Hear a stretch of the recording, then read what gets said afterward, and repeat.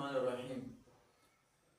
ګوره محترمو، کله چې توابع او باس ختم شو ترې نه پس ماشوم ته بل بحث هغه شروع کې د عواملو. نو عوامل په دوه قسمه دي، یو عوامل لفظي دي، یو معنوي دي.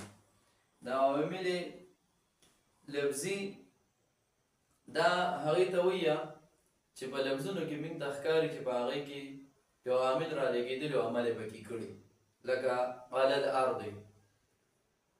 نو د عوامل لفظي چې کوم دي نو دا په درې قسمه باندې دي. حروف دي، اسما دي او افعال دي.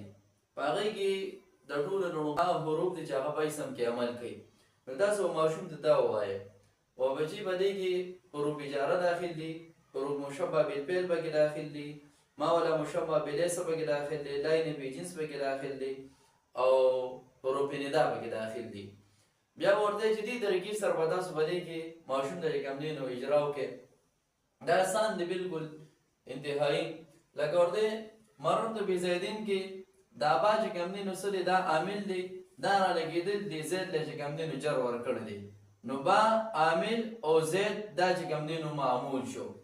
دغه شان دی ان زیدن قائمون، ان دا چې کوم دی نو عامل شو، هر مشبه بالفعل عامل شو، زیدن معمول شو را لګېدل دی له نصب ورکړی دی، قائمون چې کوم دی نو معمول شو را لګېدل دی له رفع ورکړی ده.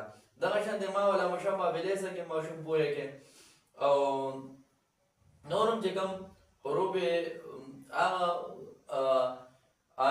هغه عوامل چې هغې په حروفو کې عمل کړي نو په هغې باندې یې پوهه کې. آسان سبق دی، ګران پکې څه شته دی نه.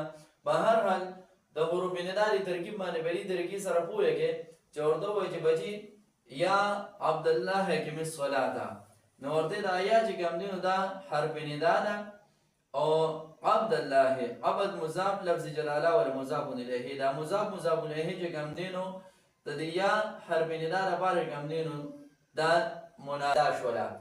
نو حرف ندا او منادا چې کوم دی نو دا ندا شوله.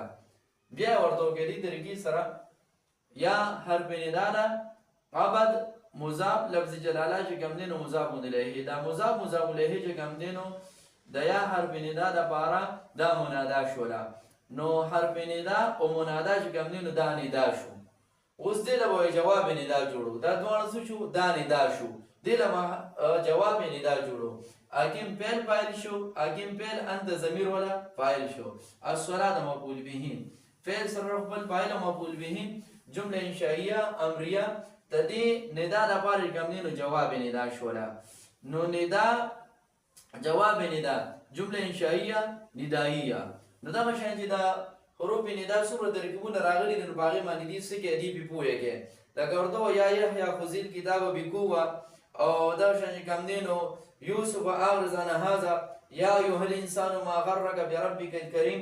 په تفصیل نحوه کې باقاعده په دې باندې یو مشق راوړی دی او د هغه ټولو ترکیبونه چې کوم دی نو څوک یې په ماشوم باندې دې ځای کې وکړي چې د ده د ندا او د حرف ندا د ترکیبو دی چې کوم دی نو یاد شي او په دې کې ورسره بیا دا اجرام وکړي او ورته ووایي چې دلته کې دا مرفوع منصوب مجرور کې چې کوم دی نو څه دی وایي، مرفوع دی وایي، بلکې په دې کې ورسره دا ویلی شي نو دا ورته وایي چې د یا نفس چې کوم دغه راغلي داسې مضاف الیه راغلي وي نو هغه به موږ منصوب وایو، او ګونه د یا نفس چې کوم دی نو صرف یو اسم و نو هغه به هغه به مرفوع لکه یا زیدو.